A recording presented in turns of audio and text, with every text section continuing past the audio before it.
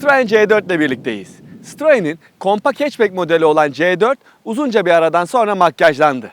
Bakalım daha genç bir görünüme kavuşan C4 yeni 1.2 litrelik benzinli motoruyla daha iddialı olabilmiş mi? Gelin hep beraber inceleyelim.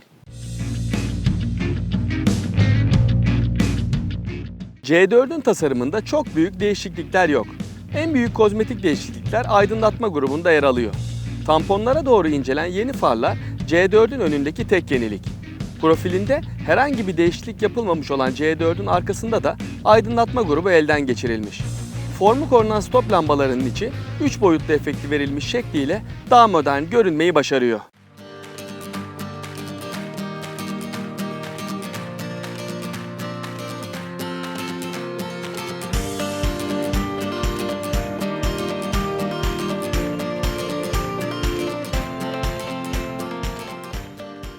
C4'ün iç mekanında da kayda değer bir değişiklik yok. Buradaki en önemli farklılıklar test otomobilinde olduğu gibi üst donanım seviyesinde burada dokunmatik ekranlı bir multimedya sistemine bir de anahtarsız giriş ve çalıştırma sistemine sahip oluyorsunuz. Anahtarsız giriş ve çalıştırma sisteminin düğmesi hemen vitesin arkasında konumlandırılmış ve kolay bir şekilde ulaşabiliyorsunuz. Dokunmatik ekranın da yeri ve konumu gayet iyi, kolay bir şekilde de kullanılıyor. C4'te eskiden olduğu gibi göstergelerin rengini yine değiştirebiliyorsunuz. Burada beyaz ve mavi tonları arasında geçiş yapabiliyorsunuz. Fakat ben açıkçası mavi tonlarını çok beğendiğimi söyleyemem. Bence bu otomobilin karakterine en yakışan şu an olduğu gibi beyaz renk. Kokpitteki malzeme kalitesi iyi. Özellikle bu üst taraflarda kullanılan yumuşak malzemenin hem görünümü hem de hissiyatı bence çok başarılı. Küçük eşyalarınız için de burada yeterli alanlar sunulmuş. Vitesin önünde ve arkasında bir alan var. Ayrıca kol dayamada beklentileri karşılayacak düzeyde. Koltuklar rahat, direksiyonda ele iyi bir şekilde oturuyor. Ama direksiyon bu kocaman ortasından dolayı göze açıkçası biraz büyük gözüküyor. Arka sırada sınıf standartlarında diz ve baş mesafesi sunuluyor. Her ne kadar ön koltuğun arkası girintili bir şekilde yapılmış olsa da yine de çok iyi olduğunu söyleyemem. Baş mesafesi ise birçok rakibine göre daha iyi gibi gözüküyor açıkçası. 408 litrelik bagaj hacmi rakipleri Golf ve 308 ile kıyaslandığında rakamsal olarak biraz küçük kalıyor gibi olsa da yine de beklentileri eksiksiz bir şekilde karşılıyor. Gelelim bu araçta asıl yeni olan ve merak edilen motor konusuna. C4'te artık Peugeot Citroen grubunun birlikte kullandığı bu 3 silindirli 1.2 litrelik turbo beslemeli benzinli motor görev yapıyor. 130 beygir güç ve 230 Nm tork üreten bu motoru ister manuel şanzımanlı olarak isterseniz de test aracındaki gibi otomatik şanzımanlı olarak alabiliyorsunuz. Bu motor ve şanzımanı zaten daha önce Peugeot 308'de de test etmiştim.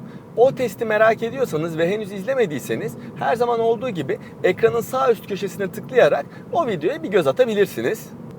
Motor 3 silindirli olmasına rağmen çalışmasında herhangi bir düzensizlik söz konusu değil.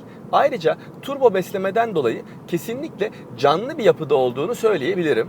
Motorun güç ve tork dengesi iyi bir şekilde ayarlanmış. Şanzımanla da uyumlu bir şekilde çalıştığı için gerçekten bu motordan beklediğiniz her şeyi sonuna kadar alabiliyorsunuz. Yani sakin kullanımda ekonomik olmayı başarırken performans istediğinizde de size iyi cevaplar verebiliyor.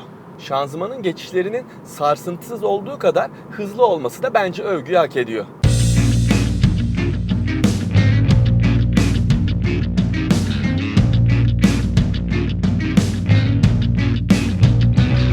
Peki yakıt tüketimi konusunda ben bu araçta neler yaşadım onu size söyleyeyim. Bu aracı 215 kilometredir kullanıyorum ve şu anda yol bilgisayarında bana 9 litrelik bir tüketim ortalaması gösteriliyor. Aynı motorlu 308 ile daha tutumlu değerlerde gezdiğimi hatırlıyorum. Bu değer için çok iyi diyemem ama kullandığınız güzergaha ve kullanım stilinize göre bu değeri daha aşağı düşürmenin mümkün olduğunu rahatlıkla söyleyebilirim.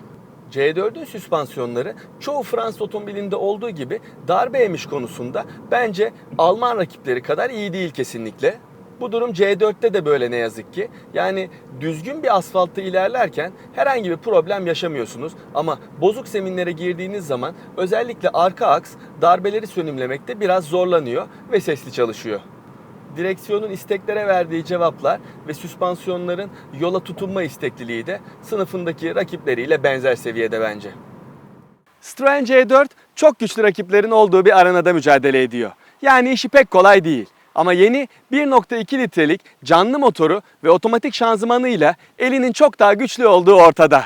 Görüşmek üzere.